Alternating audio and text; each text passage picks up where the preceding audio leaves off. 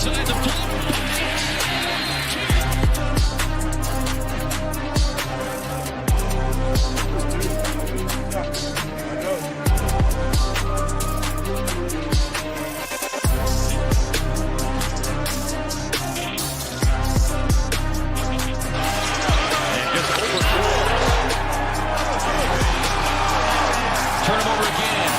Scoops it up. Booker brings the boom. That's right. We are back. We're bringing the boom. It's me. It's Big T. We're talking NBA DFS today. Big T, I'll go on over to you. It's a fun weekend. The MMA streets. You and I held hands and took it down in a couple contests. I know one of them you took it down and had a pretty good weekend. So. How are you doing, and are you ready for some Jokic versus SGA tonight? Yeah, it was a fun weekend. We got the Xfinity, which was smaller, but got the Xfinity title, which is always fun because I love the niche sports. And then MMA, we got a pretty bad beat early on in the slate too, where one of the dogs that we were heavy on just got absolutely screwed. And I thought it was going to be another one of those nights where it's like, man, I just couldn't believe the ruling. It was so bad. But then everything else went our way. And finally, a main event kind of went our way where the scoring landed where it needed to, right lower than we needed. So always fun. The niche sports continue to crush. The next day, Schlong, I think, shipped 100K in the golf as well again.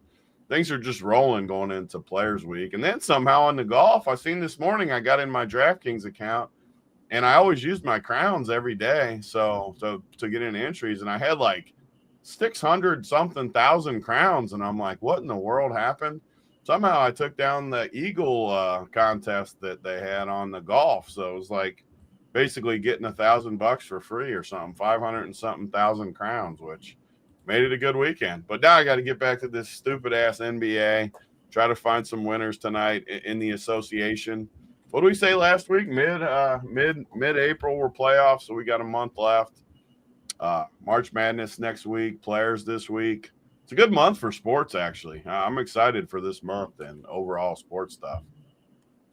Yeah, it definitely should be a good month. I'm excited to, get on in there and play the March Madness. And I did play on Sunday. Tony, I played college basketball, speaking of the niche sports. I wish I would have entered the qualifier. I would have won it, but I didn't get in there and join. So you're going to start out right away saying, I wish I'd have got it. You're such a nit. Mistakes were made. I made the mistake. How much? The Q better have been 250 at least. No, it wasn't. No, it was a cheap queue too, and you still didn't get in? I didn't get it. They started filling more entries than I thought. I was like, I don't want to get in this. But I ended up getting fourth in the main with one team because I didn't know if I was going to MME or do one team. Then I woke up. The MME stuff was all canceled, or not canceled, taken already. So I just did the one team. Last second, I didn't put the entry in, but I got fourth. So, hey, the niche sports absolutely crushed. Picked a random team based on using the projections over at Rumpure. I also didn't know if Steve was going to do a playbook. I kind of wanted a playbook to read, but I just trusted the projections and got it done. But, hey, there's a playbook up tonight. I'm playing some college basketball tonight, so I'll be in there. Hopefully I can have another good finish. But, yeah, niche sports, obviously a fun weekend. And, of course, we got the players this weekend like you talked about. So if you want to check out the golf content, we got that. And, of course, we have NBA, which, Tony, it's tough today for sure. There's the – if you want me to say the injuries, Tony, I could go through them right now. We'll be here all day. I mean, it's a laundry list tonight. I know I'm on the playbook. It's not my favorite day to be on the playbook, but I am on it. Got to make adjustments. Got to add a few guys to the playbook. But overall, Tony, from my breakdown of the slate, looking at it so far, the Mavs and the Sixers are basically like the guys that we're looking at. We have teams absolutely tanking. Like, it's clear as day. We got teams like the Raptors who play their guys and start them and only play them 25 to 30 minutes, and then they close with their bums. So the NBA is a mess right now, Tony. But what is your thoughts right now of the current state of the NBA? It's just a tough part of the year. And on top of it, you have the standings that are somewhat meaningless, I'll say. Like, it's, the seeding and stuff matters. The play-in stuff matters.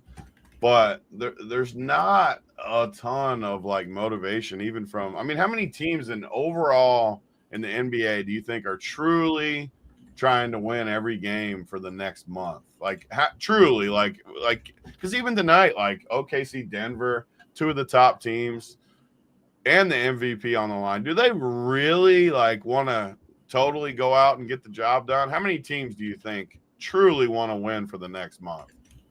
I mean, there's probably 10 teams that are trying to like actively lose. Like tops, right? I think that was my number without actually going down the list and looking. I bet there's like 10 teams. And that's probably the top end of. Then I'm talking want to win every night to either get out of the play-in, get in the play-in, that type of stuff. Because I mean, none of these teams that are like third, they don't care if they're third, fifth, or sixth. They just want to get in there. It's just a bad month. I've always said this too. It's just every month, every year in March since we've started Run Pure, I always focus more on college. Just we've always done the Run Pure party too in March. It's always like a college type thing for me, just because. I mean, it's tough.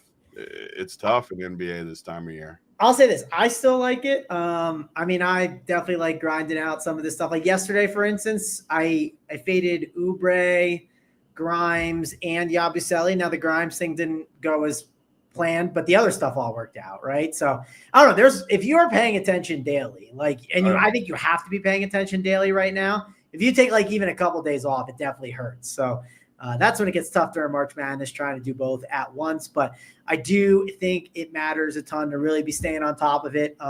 Right now, it's clear there's kind of three teams on this slate specifically. I guess I could put the Raptors in there, but the Raptors are a little bit more healthy with some of their guys that we'll talk about. I don't know about the line, but James, we did get news on Jokic. And again, it's worth talking about since we have all this value on this slate. Jokic is warming up with the intention of playing. So I would assume he's playing. I don't think he's not. So that's the latest report that came out 38 minutes ago. Aaron Gordon, I know he was questionable. Maybe the line is a little fishy because of that. But yeah, that's kind of my overall thoughts. Tony, do you want to dive in and talk about the slate? Yeah, I mean, the Nuggets line looks fishy to me too. And it's not often I think a line looks fishy, but man, I that's a big number to give the Nuggets. And I know OKC beat them up yesterday. OKC this and that, but if you guaranteed me Jokic was in, I mean, it would be tough to not click that. But the good part about tonight, compared to when they're at home, you're going to have news. I mean, you still have what? 2, 4, 5 games that start at 8 or later. So you got plenty of time to make pivots. You got good guys too you can pivot off of. Is Luka still questionable too, even though I can't imagine Luka not playing? No, I thought he was in. I didn't see his name earlier. Yeah, I didn't see his earlier. I do want to look up this line on this game. I don't think that line's fishy, just so you know, Tony, the Nuggets line. You know why? They were +8 yesterday. Like, it's only a 1.5 point difference. So, like, what's the difference though? I mean, it's 1.5 points, and I'm assuming it's for the home court advantage, right? Well, it was there yesterday. Oh, was it in the same spot? I assume, yeah. It was in OKC. So okay. It's the same exact situation. Let's see. I'm just unless I'm missing something. I definitely was not piped into the NBA yesterday, but I was. So that's it looks identical to me. The situation. I definitely didn't work. Well, Aaron Gordon's out. Was he out yesterday? I can't remember. That game wasn't on the main slate, so actually, I definitely can't say for sure. But yeah, I don't know. I don't think it's that fishy. I'm not too worried about it. I know. You think OKC's 10 points better than Denver? I don't think that, but I'm just saying what it was yesterday, and I'm just going by that, right? I know, but that's still like 2 point difference in one day. There's a difference between it's 1.5 points. And there's a difference between fishy and like that's just what the line is and what Vegas thinks, right? Like if it was like a 4 point difference, I think it would matter more. And yeah, this could be it. Gordon got injured in yesterday's game. So that 1.5 could be baked in now because it wasn't baked in before the game. So I don't know. I'm not too worried about it. I think it's going to be normal setup. I argued this in the chat when we were talking about Portland and the Pistons last night with easy money. And that game is their second best scorer. Huh? He's not their second best scorer, but yeah, he's he's definitely a key piece and very good defensive. He's a very key piece, but there's a big difference between second best scorer and very key piece. Yeah. I don't know, Big Cat. I don't know what you're smoking over there, but he's definitely not second best. I feel like Jokic and Murray, I can say in confidence, are one. I mean, Gordon is down that list as far as offense. He's very important to the overall team, though. Yeah. So yeah, and listen, I don't care what the last month says. That's just not true. But all right, let's dive in. Let's talk about it. We have a lot of games to discuss, a laundry list of injuries that Tony doesn't want me to go through. So instead, we'll just break down the slate game by game. First one up, it's one of the games of the slate, Philadelphia and Atlanta. Philadelphia. So Tony, I know again you are not as plugged into the NBA rotations right now on the weekends as I am. I did see Lonnie Walker dropped his log though all weekend. I did see that on Twitter. Yeah, but the reason why Lonnie Walker dropped his log was because of the minutes, right? If you look what they ended up doing yesterday. So the word came out about an hour before the game. Grimes, Yabusele, and Oubre. They basically claimed we are not going to play these guys 40 plus minutes a night. He basically said this is too much, right? Like we can't be playing these guys 40 plus every single night. Basically saying we need to tank. We need to tank better. Yes. And then some people were arguing in the Discord, well, maybe it's just 28 minutes, right? Like kind of like the Raptors. And if so, those guys can get there. I know Oubre dealt with some foul trouble a little bit, but Yabusele played 19 minutes or 11 minutes. Oubre played 19. Grimes played 27. Andre Drummond, who started and had an illness, started the first half. He was questionable with an illness all day and then didn't play the second half. And Lonnie Walker started that second half. So this situation is really tough one. If you just kind of depends what you want to do with your projections and everything. I think that's the key. For me yesterday, I said I was fading Grimes, Yabusele, and Oubre. It worked out except Grimes, basically. But it did get me overweight on who? Got me overweight on Lonnie Walker, who was an absolutely amazing play. Justin Edwards, who played pretty secure minutes at 29. I did not get enough probably Jared Butler and the other options they got there. I know they got Ricky Council. He's an interesting one that people like a little bit. But for me, I like the cheap Sixers. I kind of want to stay a little bit away from these expensive options. I don't feel like they're going to be great plays. They were very high owned yesterday. Those guys won't be high owned again today. Now the cheap guys are looking like they're going to get more ownership, and I get it. A guy like Lonnie Walker, I think he's a great play. I'm going to be all over him. I do think if Drummond is like healthy and going to play 25 to like 30 minutes, I would like him.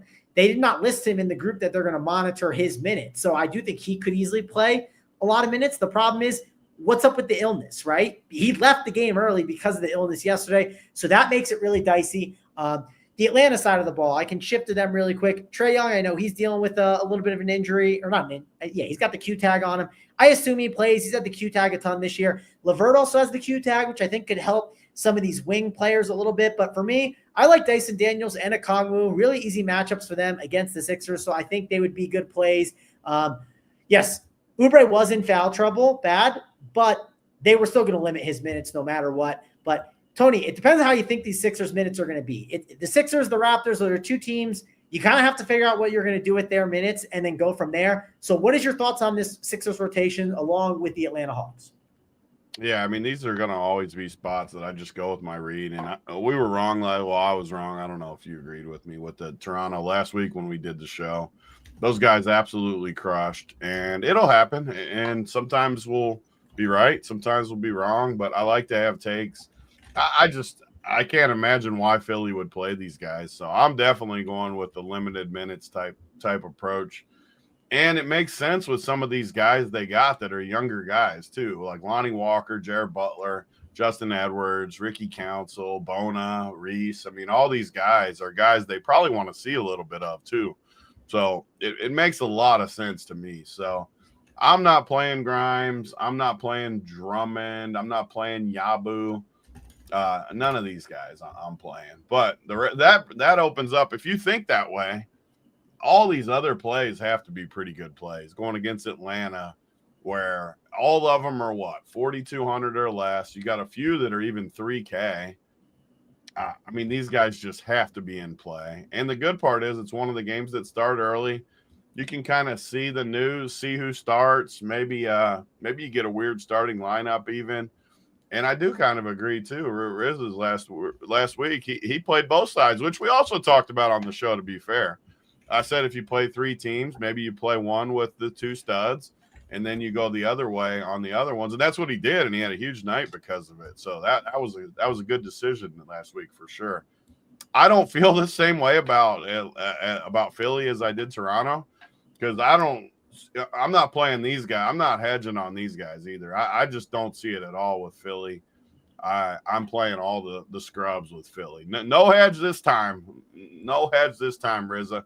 But the Atlanta side as well, I don't mind Dyson Daniels and Okongwu, but the way the slate sets up, I'm just not getting to these guys. There's too many options on this slate that I like. That also, I'll shout out too. There's some nice qualifiers for like the players stuff this week. If you want to get in a bunch of golf stuff or stuff coming, play some of these Qs for NBA. So, like if you're not, I don't love the NBA this time of year, but I do like taking some chances on some Qs. Like for that 4K million stuff, there's like a $30 Q, a $70 Q type thing. I like popping in those, and who knows, maybe you and then you can play those more aggressive too, because it's like first place only wins the ticket. So you can really take some stances and just fire it in there, and maybe you come away with a 4K ticket or something, or even less. There's qualifiers for less stuff too in there. Is there $100 milli or something this week? I think for it too. Whatever it is, you can get in a bunch of Qs. That's one way to leverage this time of year in NBA, I think, because I don't remember if Mangone was saying it before the show or now, but just he made some good calls yesterday with some fades and stuff. Just take chances. And the good part about those Qs, and there's a $50 NBA overall Q too to get in the final and stuff, where just take chances. In the NBA this time of year, play it even more aggressive. Like just go in and say you're fading this team or these players. You think Jokic is for some reason going to sit, then you play other guy. Like there's so many ways you can do it. Just play it aggressive. Try to freaking leverage the already leveraged stuff. Yeah, the one thing I will call out is I think a lot's going to hinge on the Drummond stuff. I think people might even be worried to play Drummond after the illness stuff. I loaded up on him yesterday. I'm willing to go back to him. I don't know what's going to happen with the minutes on these Sixers, but hey, I'm going to be close to my computer, right, listening to hear what Nick Nurse does say, because he dropped that news like an hour before. He might drop something today where he says, hey, it was back-to-back. We're going to go back to more of our normal rotation for tonight. You just don't know. So you have to kind of make that decision. And again, I had a lot of Lonnie Walker yesterday, but he got a bump because Drummond was out and he ended up starting the second half and was just shooting well. So Walker is a good play. I mean, Council, one thing I'll call with him, he's 3K, Tony, and that's like really nice. He's got like a 20 projection. You and I have talked about this, how great 3K plays can be at that price. But I will mention this, Tony. If all these guys are in and they're going to play normal minutes, Council isn't going to be a good play, right? Again, I think you're overselling the other side of Philly. You must feel differently. You're overselling those other guys. Like, I don't know. So this is the thing, Tony. I want to hear what Nurse says. There was over ownership on the guys yesterday. Now it's flipped the other way where there's over ownership on the cheaper guys. I understand the cheaper guys can be better plays, right?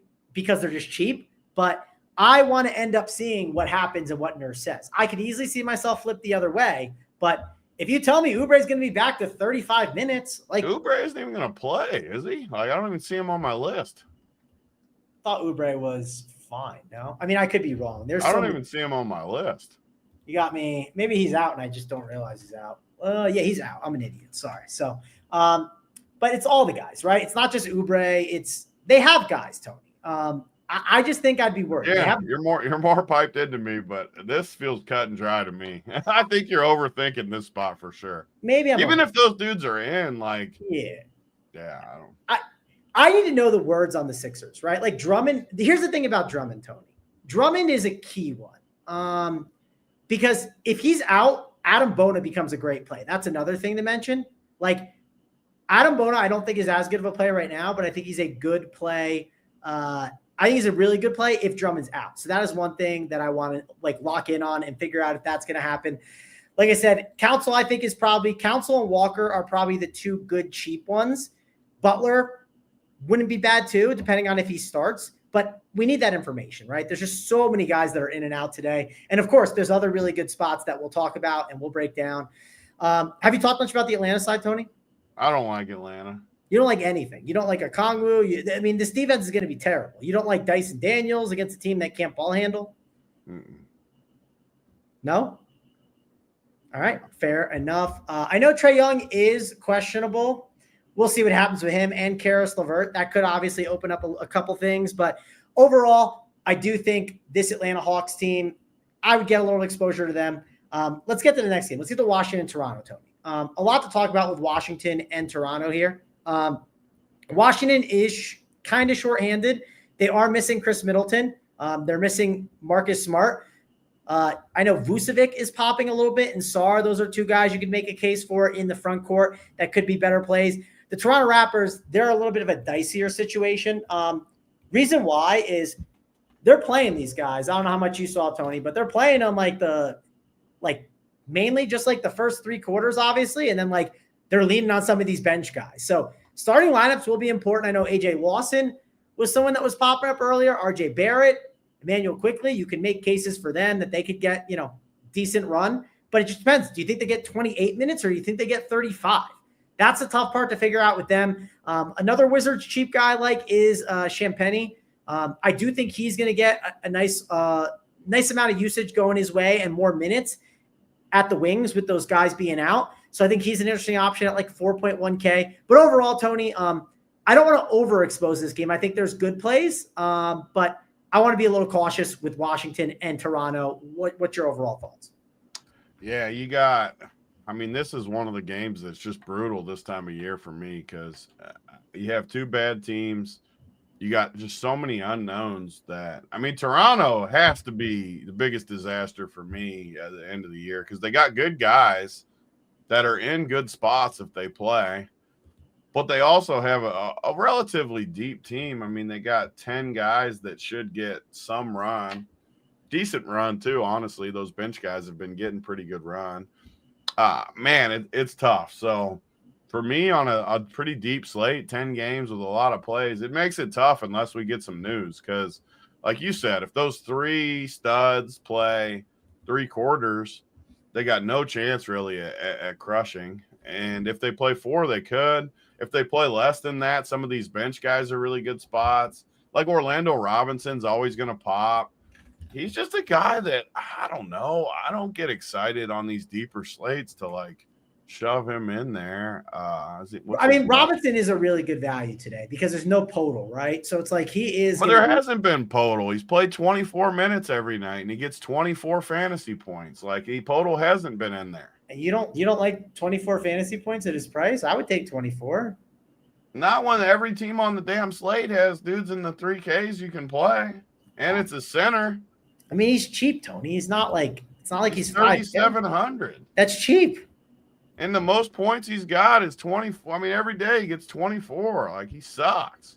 I would certainly take the 24 and be very happy. I don't think it's that bad. But we're different on that. You're not winning anything when you the 24 at center for 3,700.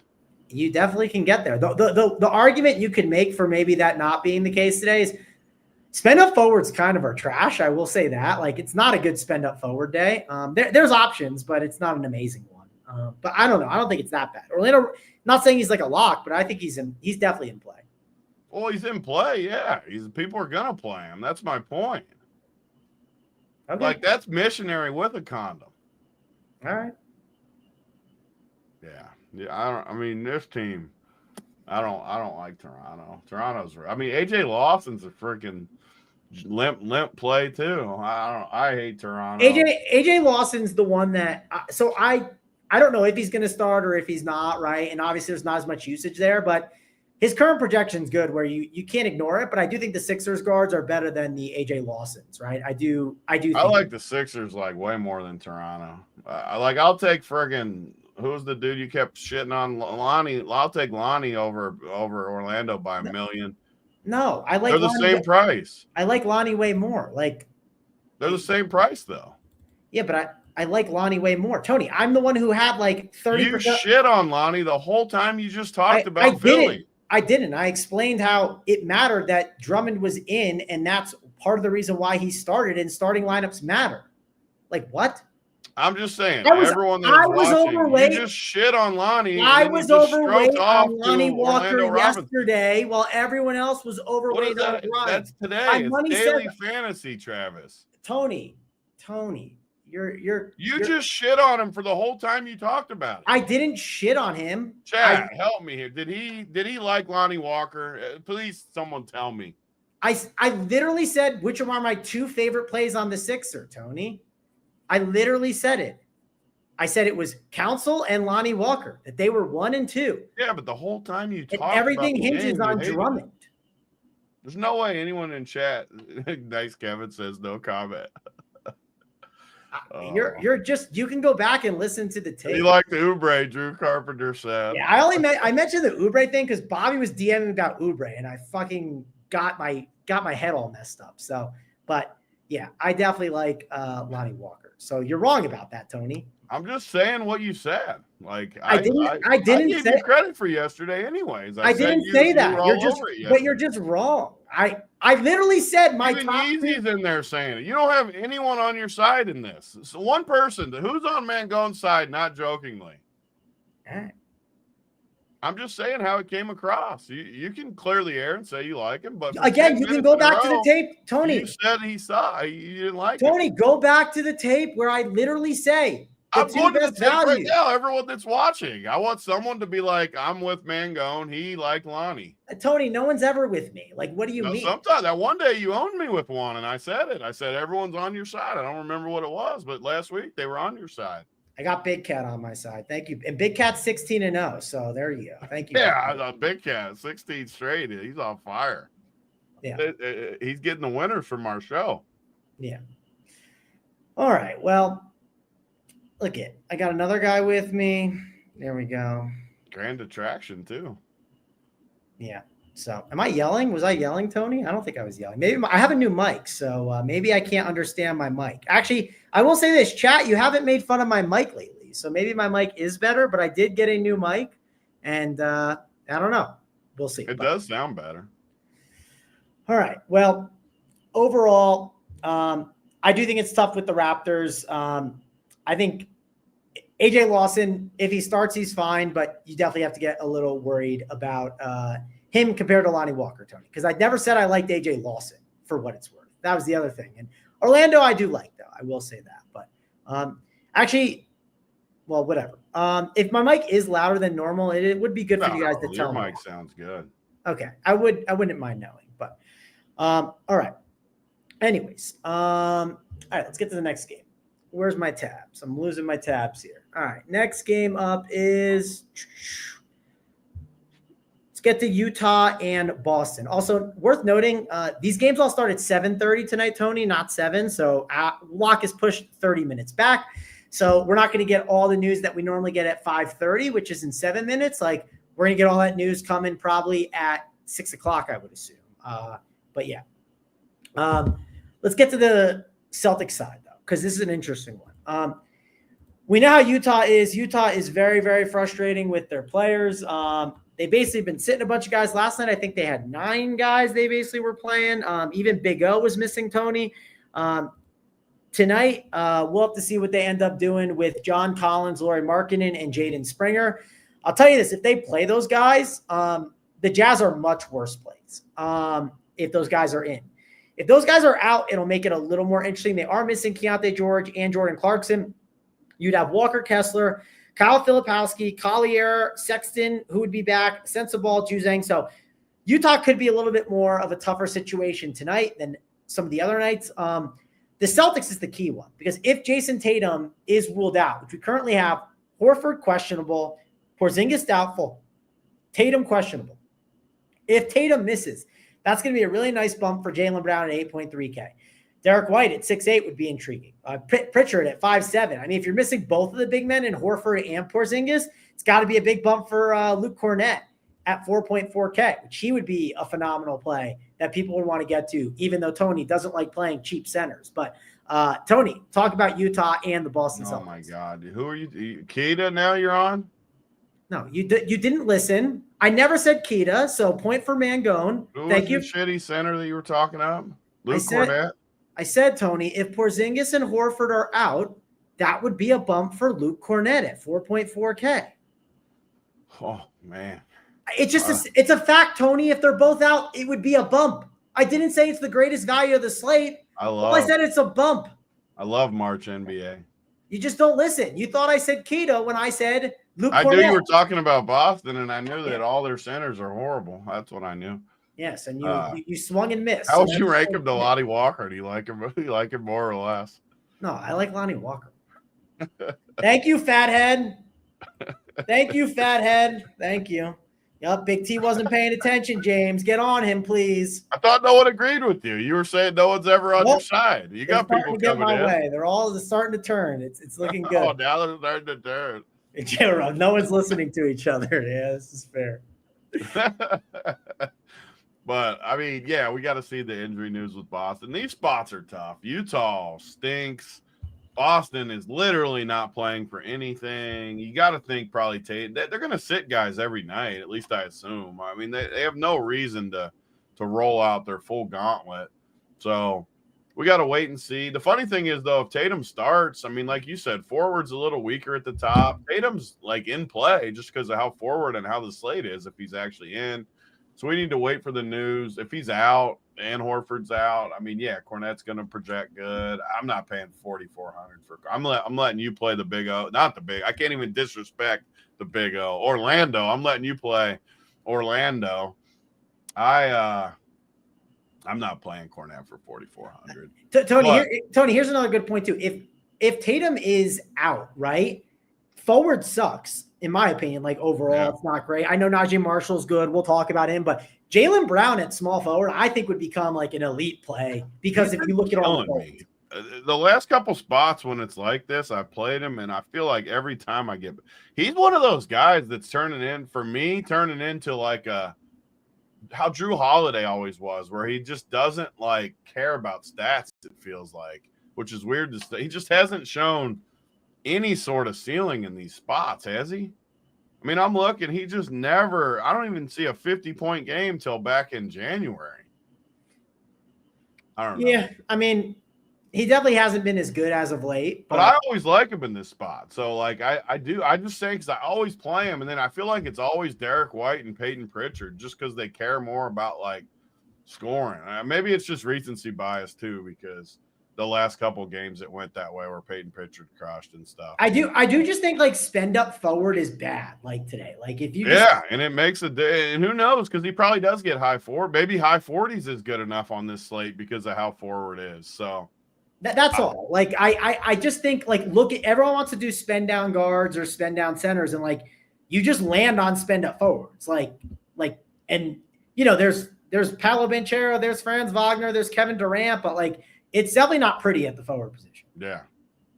So we got to wait for Boston. We'll make more decisions once we see the Tatum news. But if he's in, I definitely think you can go there. And then the Utah side, I mean,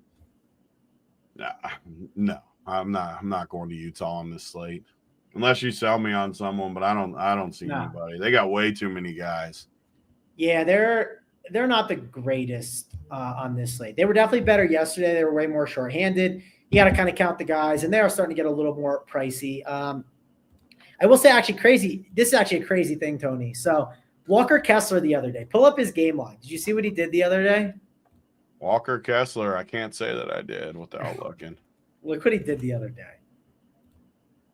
So 8 for 11, 25 boards, 18 points. Yeah. He had 64 DK points. And he had 55 the week before that.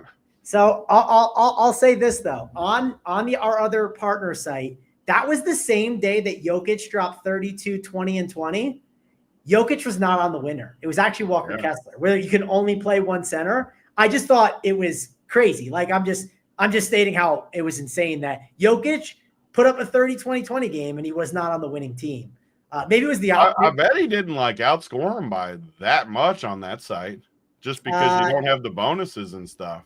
I think it was like 67 versus like 90 something. So like it was. I mean, which is a big difference, but it's not when you factor the price. It's not that crazy. Yeah, it was. But yeah, when a dude gets 90 and he's not in the winner, like, and Jokic is crazy expensive, but I mean, Kessler's good. Like, if you ever guaranteed me a roll with Kessler, I would love him. It's just, man, some nights he's got upside though. So those are the guys I'm talking about.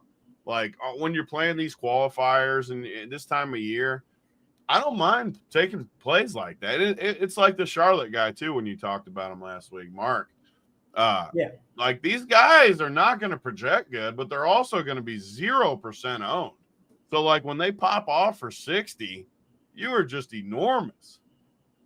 Yeah. It's definitely, there's guys with upside that you just can't ignore. And he's definitely one of them, not the best matchup, but hey, it could be Luke Cornetti's going against, it could get a little more competitive, but all right, let's get the Lakers and Brooklyn. No LeBron James means Luka at 12K has to be a great spend up option. Doubt you're playing Luka and Jokic. Maybe you're jamming them both, Tony, but I think a decision will be made there. Austin Reeves at 7.5. It has to be a good spot for him. Again, the matchup against Brooklyn is great. And then, of course, there's got to be some value plays on the Lakers we can consider. They're missing Jackson Hayes at Jared Vanderbilt at 4 or 5. He could be intriguing for sure. The Brooklyn side of the ball, I will mention Cam Thomas is out. And if you forced me to play one Brooklyn guy, Tony, this is another one of those options where at the price of 5.5K. Oh God, you and these centers are going to be the death of me. It's not a center. God. D'Angelo Russell. Oh, that's 54. Sorry, 54. I read and it. I seen 55 was another center. I was ready to have. I was like, what are you trying to do to me here? My bad. I meant at 5.5, D'Angelo Russell. Yeah. Look at the ceiling he showed against Charlotte. He's playing the Lakers. Revenge game. He doesn't like this Lakers team. There's no Cam Thomas. I just think there's plays that are just too cheap, right? And they can bust on you, but they can also go for 50 and win you the slate, and that is D'Angelo Russell. I'm back on your side with this one. I was going to go in on you again for Nico Claxton at 55, but D'Angelo Russell makes all the sense in the world to me. He's actually got like history with the Lakers too, like actual revenge stuff that he's got to want to play these guys, and makes all the sense in the world, and the price point gives upside. I mean, he's 5,400 and he just went for 50 last game. And I know you can't just be a game log watcher. I believe me. I know that you can't do that in NBA. But when you're talking about upside and you literally have a revenge spot, you got a 5K price tag and you just saw a 50 and a guy has upside, it's something I like. And I like it even more because I think the Lakers are one of the best spots on the slate. They don't have scoring. Look at their scoring. They don't have scoring outside of the three whiteys, Luka, Reeves, and Dalton. Like those three, to me, are incredible plays to play two of them. I doubt all three of them go crazy, but I could play all three of them even, like just play an all-white team or something tonight out there. But like there's like Jared Vanderbilt's the guy I don't understand. He's all defense. They're not going to use him for scoring, and he's not even cheap. Whereas you can just play Dalton Connect for 100 cheaper, and that he's going to actually be used on offense. But either way, I think the Lakers are my favorite spot of the night. I love the Lakers. They're very shorthanded. How many guys are out? I know that a couple starters with LeBron. All DFS, even if he's not considered a starter, he's a main rotation guy's out. And then obviously LeBron, big boy Jackson. I mean, they got dudes out. So I think it's even Trey Jameson at 3K. I think, again, that basement price of 3K. Alex Lynn, they don't like him. I think Trey Jameson could get a little bit of run at this spot. I freaking love. I love the Lakers tonight. You can't make fun of me for Orlando Robinson and then get in there with Trey Jameson. That just happened. Don't worry about it. This is Adam Flagler all over again. I just want to call this out. Yeah, I mean, Flagler. Whew. Yeah. The flag. I will say, Tony, I had Flagler at like 11% on Friday, and then all of a sudden my last one I had 0, and I was very happy. The news definitely didn't work his way either, because there was like someone else got ruled in. I still played him because I'm stubborn, but I did it. Even in the Discord, I was like, there was some other really good play that popped at the same thing too. And I was like, it's probably not the right move, but I'm sticking with them. Yeah.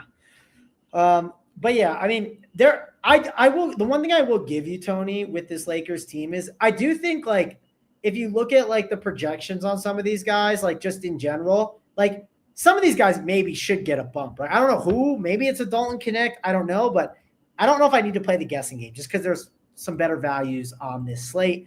They're just going to need the scoring though. Like Luka has always passed to guys like this. They're just going to need the scoring. Like these guys are going to crush. Yeah, I mean, someone's going to have to step up. Let's look at their roster, though. They don't have anyone that can – it's got to be Dalton. I agree. One thing we can agree on, I think, is the Dalton Connect stuff. I think he could end up being the guy. He's not going to get any ownership on top of it because of his price. He's not cheap. I agree. Yeah, he won't. He definitely won't. Legitimately, with Luka, could get like 40. Like, literally.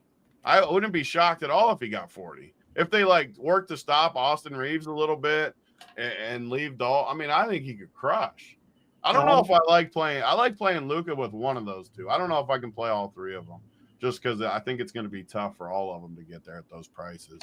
No, I'm with you. But Reeves is very intriguing too without LeBron at 75. The Lakers are my team for sure. I love the Lakers tonight. Yeah, I think the Nets can definitely keep this competitive. So it's like the same spot as when Jokic has guys out. Like Luka's the same type as that. The ball's always going to be in his hand. He's going to make everyone better. He's going to actually probably like for a minute just getting out there without LeBron, getting comfortable, like being the dude.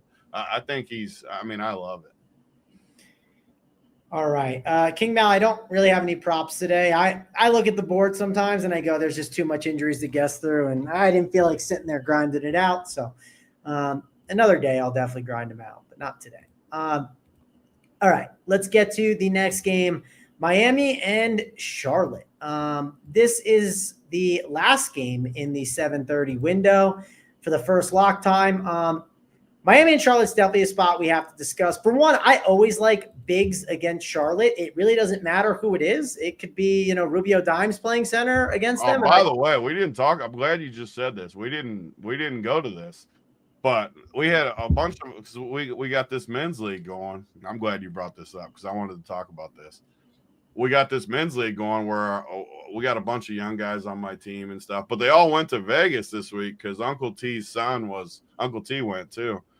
And Uncle T's son's bachelor party. So everyone went. We were so short on dudes on my team. I needed one guy, so I call Rubes to be the sixth man. Dude comes, we win 91 we killed some team. We just crushed. Everyone crushed. Everyone's got 30, 20. How many do you think Rubes scored? I mean, this dude's out there grinding. People, I mean, just absolute disaster. How many did Rubes score? He actually played a decent amount. How many minutes, Val? I mean, minutes, man, there's 4 10-minute quarters. I mean, he probably played between 10 and 20 somewhere. I'm with K-Reed on 2. My number's 2 points. Even I'll say this for most people don't know Pooh, so it won't be funny. But Pooh had 8. Pooh had 2 threes and a 2. And Pooh had 2 threes?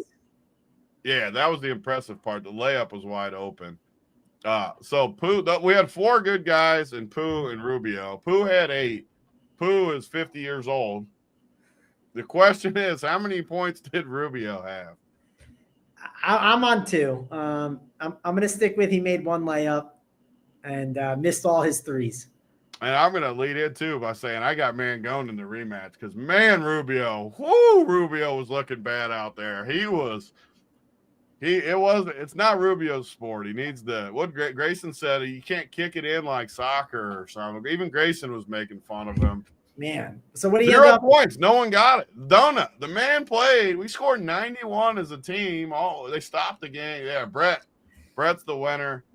I mean, 0. How do you go? We were begging him to get a bucket. I'm like, Rubio, you got to get a bucket, man. You can't. Even the scorekeeper's like, you're the only one that hasn't scored. No, he did. The scorekeeper said it? Oh, the scorekeeper, yeah. He's like, you got to get a bucket. You're the only one at 0. That's hilarious. How many shots? I mean, he didn't shoot a ton, but like the one time he drove to the lane and he shot it and it like slipped out of his hand and he had to go get his own rebound. He had one of those. So I don't know if that's counted a shot attempt. He had a fast break where he didn't like shoot 10 times or anything, but how many boards did he have? Boards? He probably had two. Two? 2 or 3 fell in his lap. I don't know. This is an all-time Tony Snell game, it sounds like. I mean, he did. I don't think he got all zeros, but yeah, it was. What about towels waved? How many towels were waved? I didn't even do that. He was quiet on the bench. He wasn't supporting his team. I mean, it was a down effort from him. That's 2 or 3 Angel Reese boards. Oh, poor Rubio. This is a tough one. It was bad. But so the Miami side, I forget what you were even saying. I got distracted. I didn't even lead into it. I basically said Biggs. You brought up Rubio. You distracted me. Yeah, I said I would take big man. If Rubio was playing big man, I would take him. But I guess. Oh yeah, that's why. Because I'm like, you can't take Rubes. I was trying to save you. You can't. You can take the big O Orlando over Rubes. Yeah, but so I mean, Bam is 9.3. It's pretty pricey for me. I like Khalil Ware way more at 5.6K. He'd probably be the one guy on the Heat that I'm kind of interested in. Honestly, the Charlotte side, I just think it's a full fade. They're too crowded. Miami's a slow-paced team. Like, I really just only like Khalil Ware in this game, and I'm moving on. Tony, we'll have to get your thoughts on this game. 450. Done. I got Grayson came in making fun of Rubio. No, I didn't. Go shoe.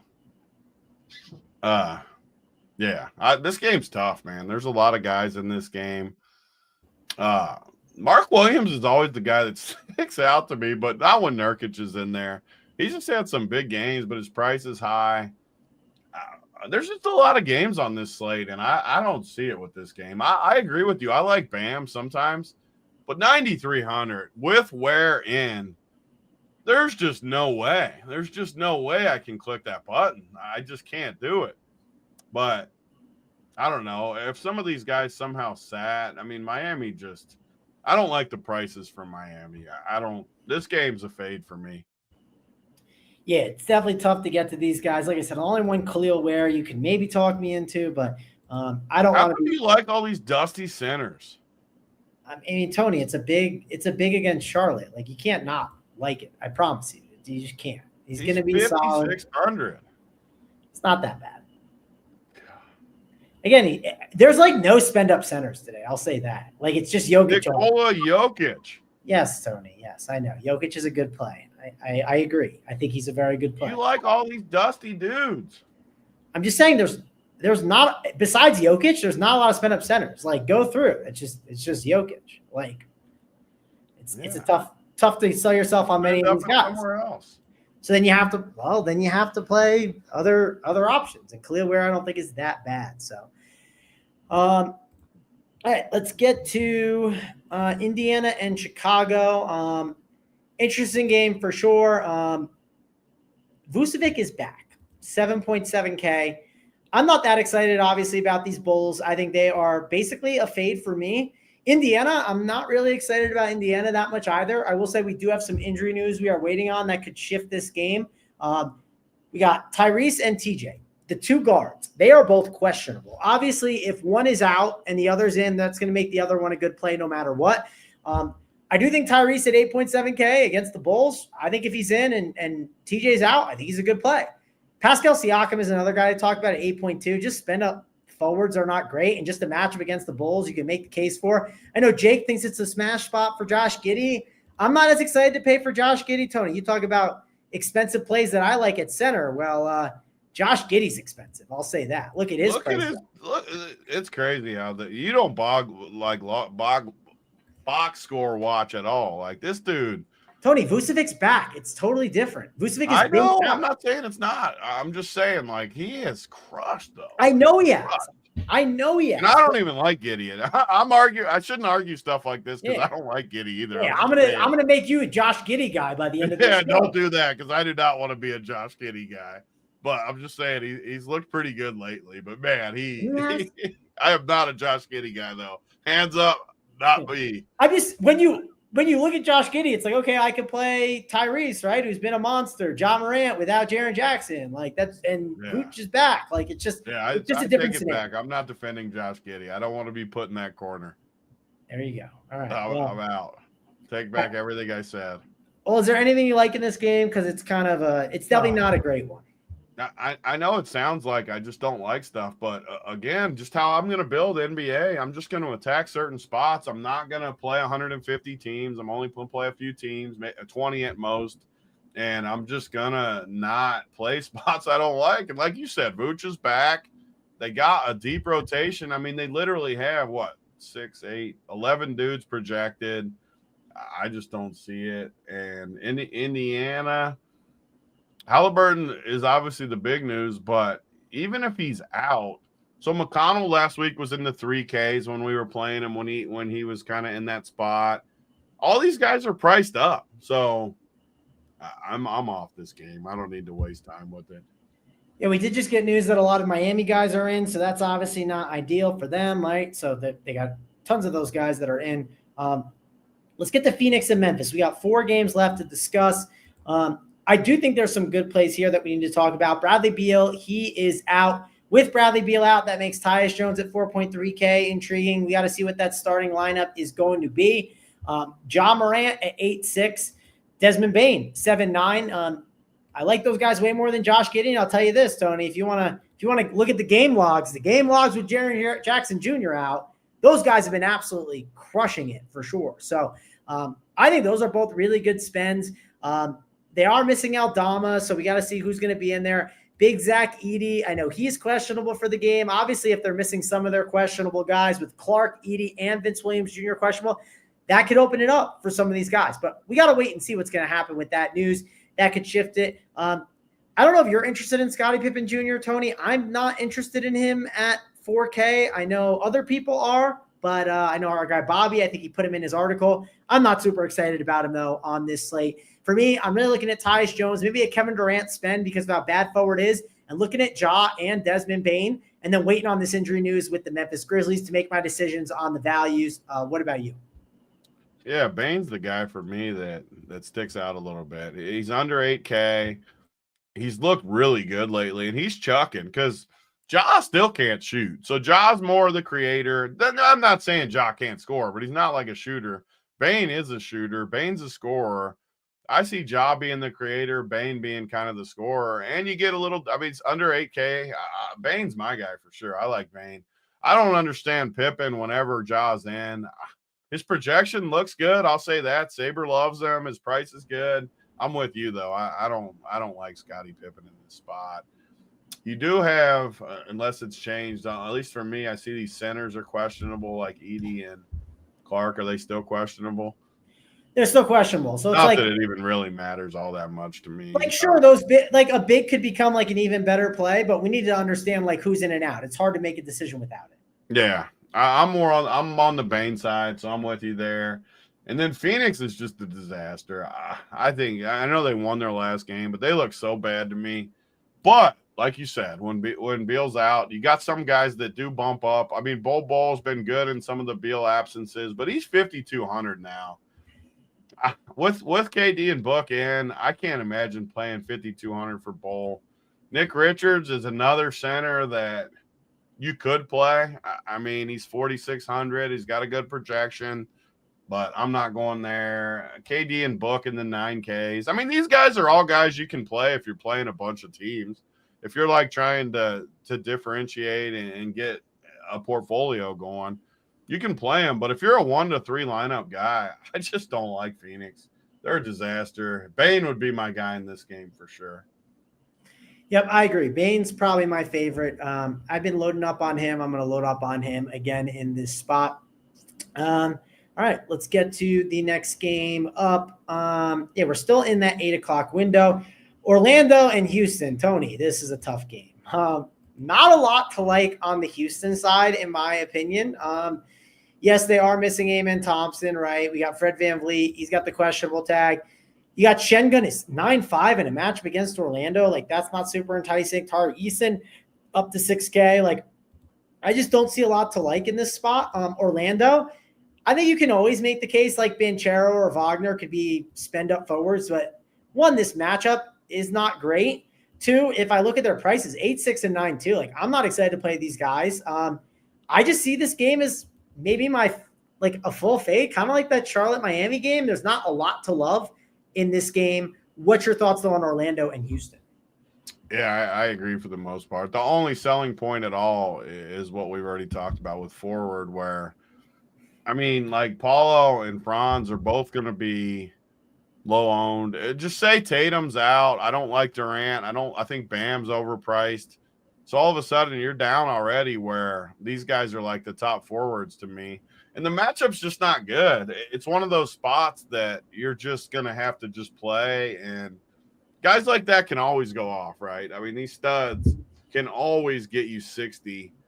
It's a bad spot, and it's nothing besides just like playing a star in a random spot like we always talk about. I think that's how you win tournaments. Play like I think Paulo or Franz could easily be a tournament winner tonight, but they could also be the reason you lose money. And it's why tournaments are hard if you're playing 1 to 3 entries, because you got to take chances on some people. You can't just play all chalk to win a tournament for the most part. The pivots that I've seen win the most are these stud pivots where you pivot onto a Paulo or a Franz and they get you 60. That's how you win a tournament. But I say all that to say I don't know how you could click them really at these prices. I put Paulo in a similar bracket to Bam. They're just expensive. I mean, when I was liking Paulo a few weeks ago, he was 8,200. Now he's 9,200. It just all comes down to what you want. And it's one reason where I like these Qs this week with the big PGA coming, with other, I think there's an NBA Millie during the playoffs or at some point. Play some Qs, and then you can just take chances on some of these guys where you pop Franz Wagner in there, even though he's not technically a great play. He does have upside at least. But just to clarify, I don't like anyone except as pivots and leverage plays. By the way, really good chat comment. Rubio just missed another shot.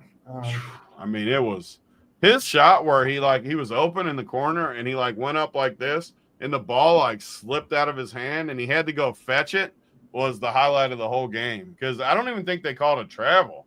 They assumed the guy blocked it, but the guy didn't block it. It just slipped out of his hand. I mean, it was terrible.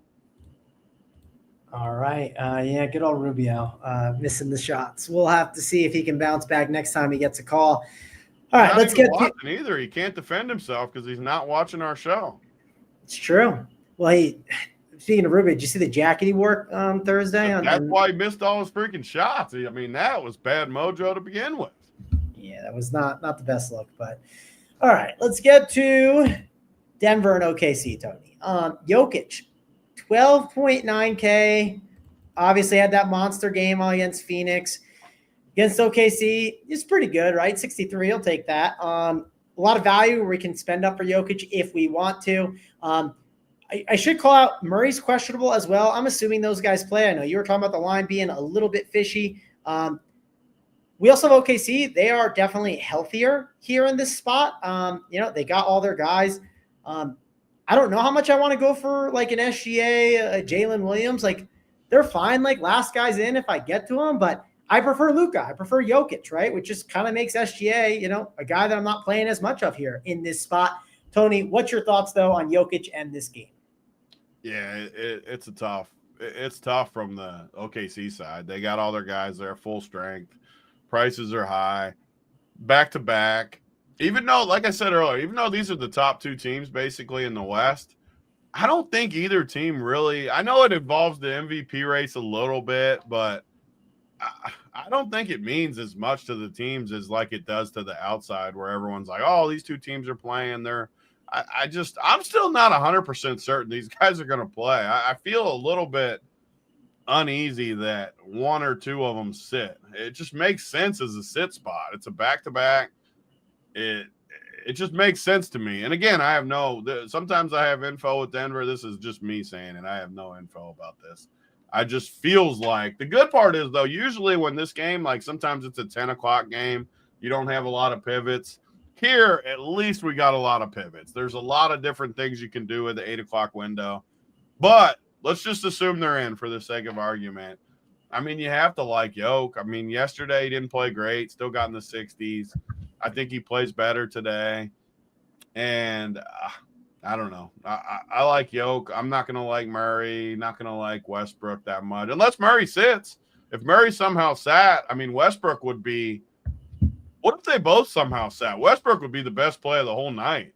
He would be just a slam dunk lock. Westbrook at his price, I think it's 5.4. It's somewhere in the mid 5Ks. 5.5.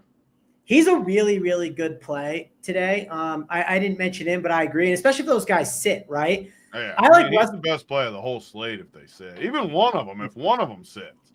Well, if one of them. And honestly, even if both play, Westbrook is still going to start, right? So he's a good play even if those guys are in. And I think he's got the ability to be an even better play that people might not be able to get to, right? Because they're loaded up on all these other earlier values and they just can't get to a Russell Westbrook. So I really do like Russell Westbrook in this spot. He's someone I'm kind of keying in on that I just think has like that 40-point upside. So I'm with you, Tony. Westbrook's a really good play. And one guy that I just don't understand. So early in the year when Denver beat OKC, Peyton Watson was a key guy. And yesterday he played 6 minutes. And I know he was hurt for a minute, but I don't understand Malone with these freaking young guys. He's always done it. He did it with Jokic. He did it with Jamal. He's done it with everybody. He just refuses to give them leash. And they need Watson in games like this. I mean, I think he blocked SGA for the win early in the year or something like that. I mean, he just needs to play. And this is not the slate for him. I don't know why I was even bringing it up because there's so many 3K guys. But I do think like props-wise, like if you're betting props, I think if you could give Peyton Watson props, I wouldn't be shocked if he plays more tonight with Gordon out and a back-to-back and to guard some of these guys like SGA. So if you can find props on Peyton Watson, I like, not fantasy-wise, though. You can't really go there. But, yeah, Yoke, I agree with Westbrook, too. I think he's a very, very sneaky type play. And if somehow they're out, like if Jokic or Murray sits, he's going to just smash. He might smash anyways because he fits this bill pretty good. So that's where I'm at. It's pretty easy to, with all the value, too, to fit Jokic and Luka.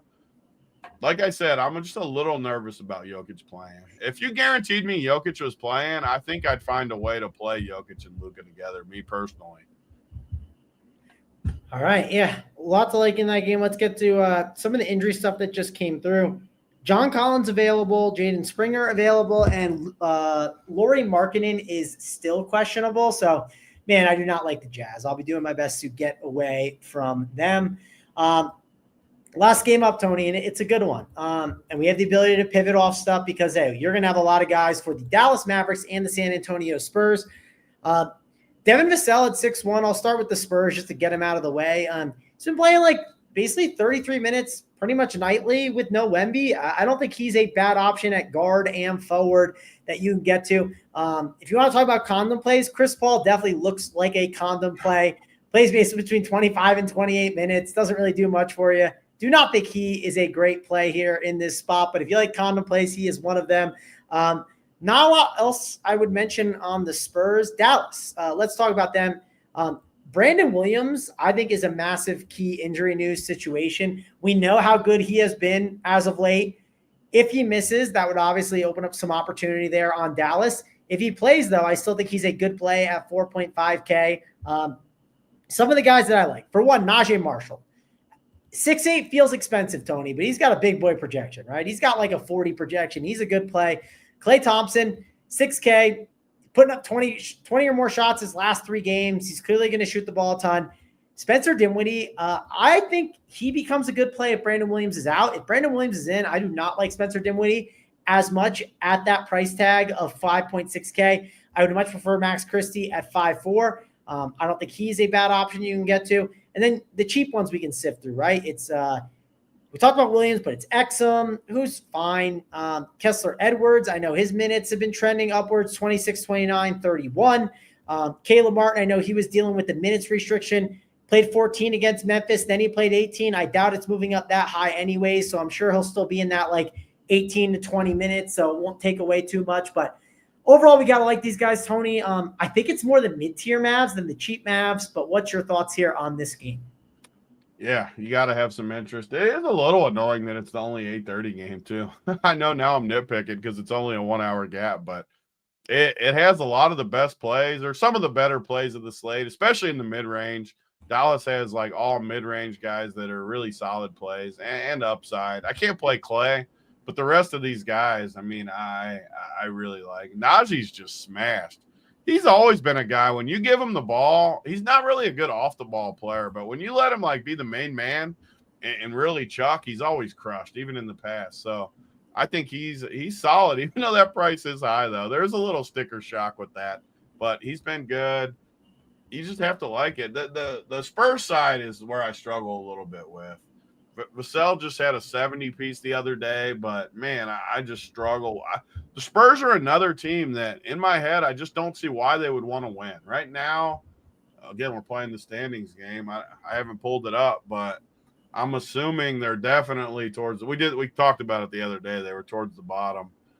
I just don't see why they would want to win. Maybe it's that they can't get in the playoffs anyways, but I don't know. I don't like the Spurs on these bigger slates, but I do like the Mavs a lot.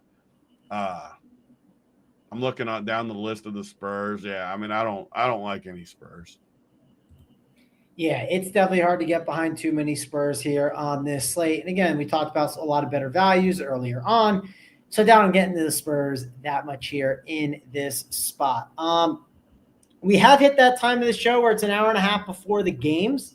We did, obviously, the games start a little bit later. We'll definitely be getting some news here on some of the situations. Maybe the Andre Drummond stuff will come in here shortly. Of course, that's all will be in the Discord chat, breaking that all down for you guys. Tony, we got to give out plays of the day. You got one ready to go for the people?